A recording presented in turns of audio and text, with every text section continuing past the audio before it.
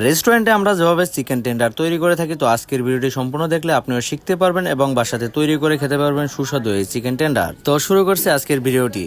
আসসালামু আলাইকুম সবাইকে, সবাই কেমন আছেন? আশা করি সবাই ভালো আছেন। তো চিকেন টেন্ডার তৈরি করার জন্য আমি প্রথমে এখানে হাফ কেজি পরিমাণে চিকেন নিয়ে নিয়েছি। আমার এখানে বেস্ট পিস চিকেন আছে এখানে, তো এখানে 500 গ্রাম পরিমাণে চিকেন আছে। তো এখন এগুলোকে আমি ম্যারিনেট করে আপনাদেরকে দেখাবো এবং ময়দাতে কি করে কোটিং করতে হয় সেটাও আপনাদেরকে আজকে দেখাবো আমি, এবং ময়দার সাথে কি কি মিক্স করতে হয় সেগুলোকেও দেখাবো। তো ম্যারিনেট দেওয়ার জন্য আমি একটা বল নিয়ে নিয়েছি এবং আমি স্কেল দিয়ে মেপে নিয়েছি। তো এখানে আমি যেহেতু 500 গ্রাম চিকেন ম্যারিনেট দেবো, সেই ক্ষেত্রে এখানে আমি পানি দিয়ে দিয়েছি মাত্র 50 গ্রাম।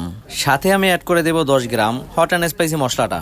টেন্ডার চিকেন তৈরি করার জন্য আমি শুধু এই একটা মাত্র মশলাই দিয়েছি, এছাড়া অন্য কোনো কিছু দিতে হবে না আমাকে। তো এখন সাথে অ্যাড করে দিব মরিচের গুঁড়ো। তো মরিচের গুঁড়ো আমি পার কেজিতে আমি 10 গ্রাম মরিচের গুঁড়ো ব্যবহার করি, সেই ক্ষেত্রে এখানে আমি 5 গ্রাম মরিচের গুঁড়ো আমি অ্যাড করে দিব। এখন আমার এই হট অ্যান্ড স্পাইসি মশলাতে এমনিতেই অনেক ঝাল থাকে, সেই জন্য মরিচের গুঁড়োটা সবসময় আমি কম দিয়ে থাকি।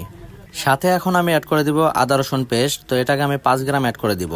তো সবসময় আমি 10 গ্রাম দিই 1 কেজিতে। আজকে হাফ কেজি চিকেন ম্যারিনেটের জন্য আমি এখানে 5 গ্রাম আদা রসুন ব্যবহার করলাম। এখন আমি অ্যাড করে দিব লবণ। তো লবণের পরিমাণটা আমি এখানে 5 গ্রাম ব্যবহার করব 500 গ্রাম চিকেনের জন্য। তো লবণটা অনেক কম দিয়েছে, এর কারণ হচ্ছে আমার মশলাতে এমনিতেই লবণ আছে এবং ঝালও থাকে, তো সেই জন্য আর কি লবণের পরিমাণটা একটু আমাকে কম দিতে হয়। এখন আমি মশলাটাকে ভালো করে মিক্স করে নেব, এরপর আমি চিকেনের সাথে অ্যাড করব। মোটামুটি 5 থেকে 7 মিনিটের মতো আমি চিকেনটাকে ভালো করে মিক্স করব, এরপর আমি রেখে দিব রেস্টে।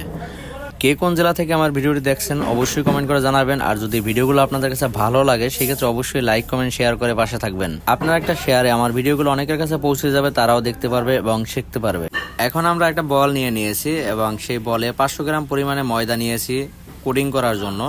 তো আমরা এখন সাথে অ্যাড করে দিব লবণ। তো লবণের পরিমাণটা এখানে 10 গ্রাম দিয়েছি আমরা।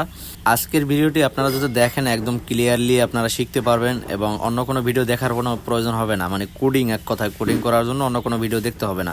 এখন আমি দিয়ে দিয়েছি এখানে 10 গ্রাম পরিমাণে চিনি। সাথে আমি অ্যাড করে দেবো চিকেন পাউডার। তো চিকেন পাউডারের পরিমাণ এখানে 10 গ্রাম আছে, আর আপনারাও 10 গ্রাম দিবেন। তো এরপরে অ্যাড করে দিব আমি হোয়াইট পেপার। তো হোয়াইট পেপারে এখানে আমি 5 গ্রাম দিয়েছি, মানে সাদা গোলমরিচের গুঁড়ো। সাথে আমি অ্যাড করে দেবো চালের গুঁড়ো। তো চালের গুঁড়ো এখানে আমি 25 গ্রাম দিয়েছি। তো আমি 1 কেজিতে 50 গ্রাম সবসময় ব্যবহার করে থাকি। সবকিছু দেওয়া শেষ হয়ে গেছে, এখন আমি ভালো করে মিক্স করে নিব। এখন আমি ম্যারিনেট করা চিকেনগুলোকে দিয়ে দিব ময়দার উপরে। এখন সাইড থেকে ময়দাগুলো নিয়ে আমি চিকেনের উপরে দিয়ে দিব। যখন ক্রিস্পি করবেন তখন হালকা পরিমাণে আলতো হাতে ময়দাগুলোর সাথে চিকেনগুলোকে মিক্স করবেন।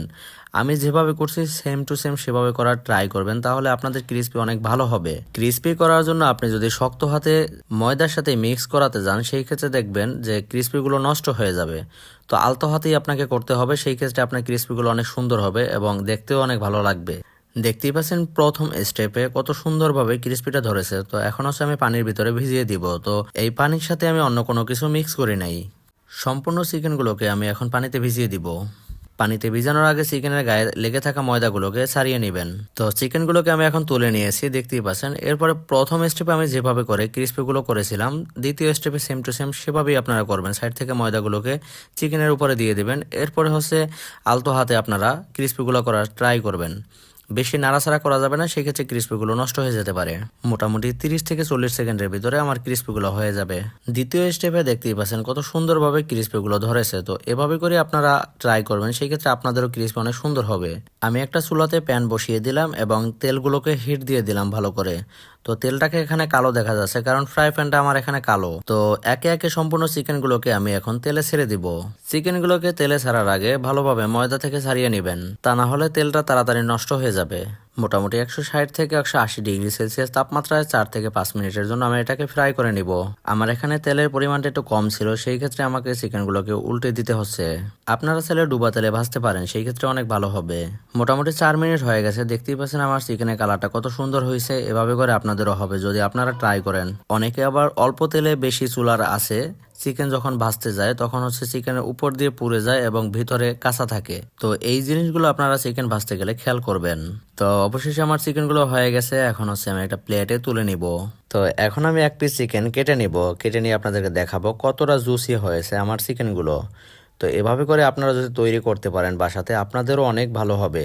তো রেডি হয়ে গেল টেন্ডার চিকেন। তো আজকের ভিডিওটি এই পর্যন্তই। যদি আপনাদের কাছে আমার ভিডিওগুলো ভালো লাগে তাহলে অবশ্যই লাইক কমেন্ট শেয়ার করবেন। আর আমার একটা ইউটিউব চ্যানেল আছে ফারদিন ফিরোজ নামে, অবশ্যই সাবস্ক্রাইব করে দেবেন, আমি স্ক্রিনে দিয়ে দেব এবং আমার পেজে গেলেই আপনারা বায়োতে লিঙ্কটা পেয়ে যাবেন। আজকের মতো এই পর্যন্তই। সবাই ভালো থাকবেন, সবাইকে আসসালামু আলাইকুম।